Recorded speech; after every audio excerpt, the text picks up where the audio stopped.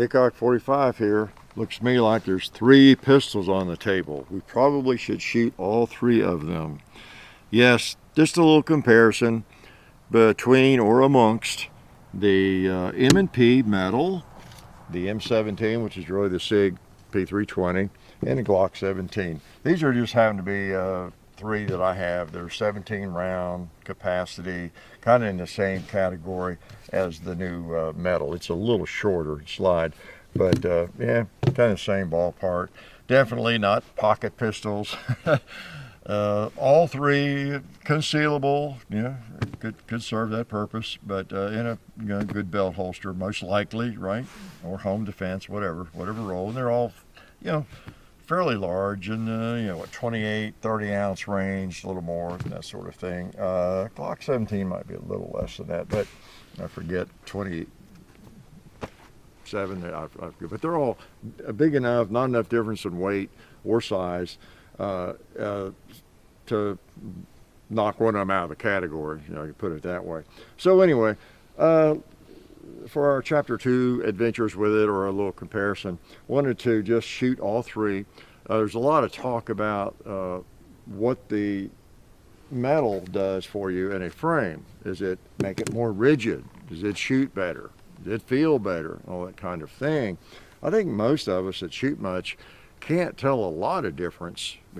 Most of us have been shooting polymer frames now for a long time, and it's not like you pick up a polymer frame pistol, whatever kind it is, and then this metal frame and think, oh well, this one's a lot more flexible. I can really feel it give when I shoot. Maybe you can. I don't think I can, and I've not shot any of these for several days or year.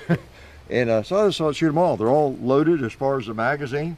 So let's just shoot them, and I might learn more than you do. I might change my mind, and I might determine that metal makes all the difference in the world. So we've got loaded mags in all of them. Let's just shoot all 3. See, I might want to get rid of a couple of them. I don't know. Put around the chamber and pop.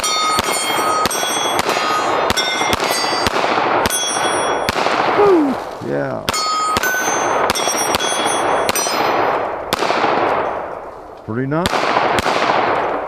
Yeah, from the first video, which I'll link to, I remember that one being a sweet shooter. All right, the M17, which is the SIG P320, basically. Let's take a couple shots with it.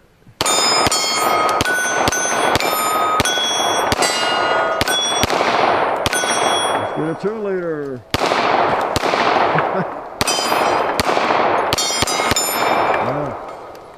Nice shooter too. All right. Do I have any strength left for the Glock? I'm sorry, Glock 17. I neglect you, don't I?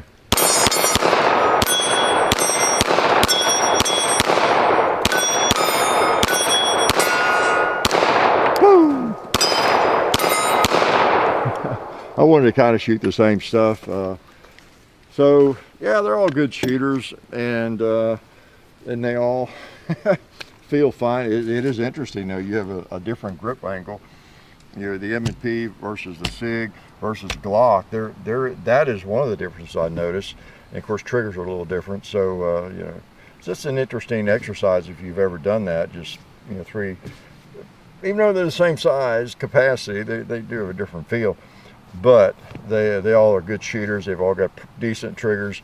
I know some Glocks don't. This one happens to have a pretty crisp trigger. The M17 has a decent trigger, and this has a really nice trigger. If I had to go to a shooting match, like I said before, I might just take this one, the M&P. They really improved that. As I understand, they've even modified the sear, and they've really come up with a nice trigger system, no doubt about it. I like the straightish trigger a lot. So that's kind of what I thought I'd do. Let me shoot this again. Can I put another mag in it? I might even reach out a little bit, like to that old gong over there.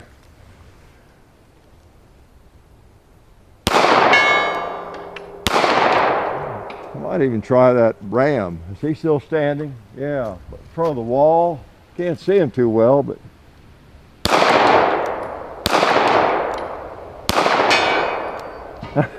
killed me a ram, a sheep. All right, how about a red plate?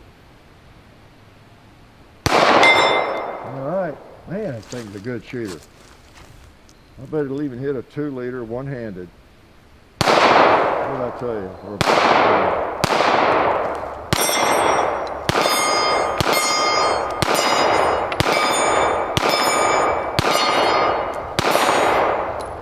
Yeah, that's a sweetie. But in terms of the grip, you know, I can't tell any difference. Now, since I've shot that one a lot, let me put just a couple in this and verify that. I don't feel really any give or any advantage necessarily to the steel.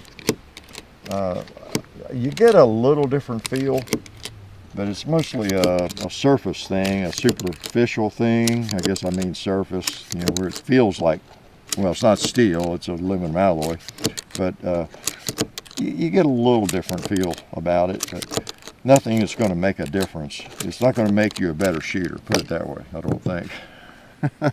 All right, the M17 with a plastic grip, all right?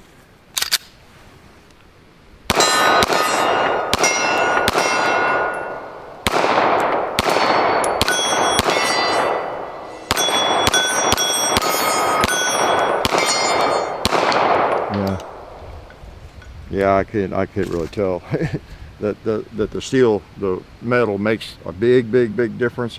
Biggest difference between these in terms of a comparison is this the trigger. It's the best trigger of the three, put it that way. But as far as steel versus polymer or metal versus polymer, I don't know. You know, not in terms of the shootability, but there is something kind of cool about it. Many of us still just like the idea of having a metal frame, I guess. And I like this firearm quite a lot. And I don't know, I am kind of drawn to the metal. You know, even though as far as shooting it, no real difference. But I growed up with metal frames, and there is a trend. It seems like I don't know if it's back to metal. But, you know, you got the SIG, there's a SIG P320 model, or XT something, or whatever, that has a metal frame. It's more like this. You know, I think it's a competition model. I've never shot that one, I guess.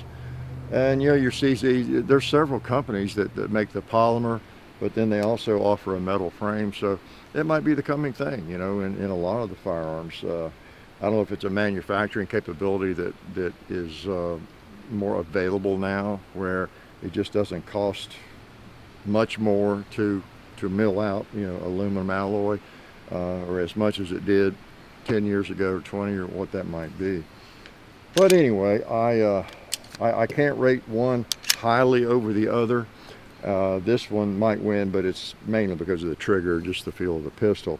But as far as polymer and steel, not a lot of difference. And I could have brought out the FN 509. I couldn't put my hands on it, but these two are pretty representative of very popular pistols with, you know, polymer frames and that kind of thing. So a little comparison before I send it back.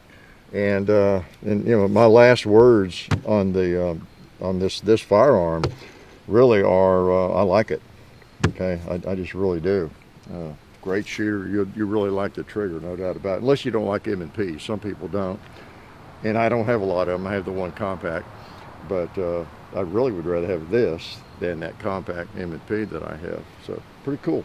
So anyway, just you know, a little more experience and experimentation with the M&P 2.0 metal. That's its full name. Okay, that's its birth name. Life is good. Oh yeah, that's better. This is a great gun for defense. Oh hey, didn't see you guys there. While I've got you here, I want to remind you of our friends over at Talon Grips and Ballistol.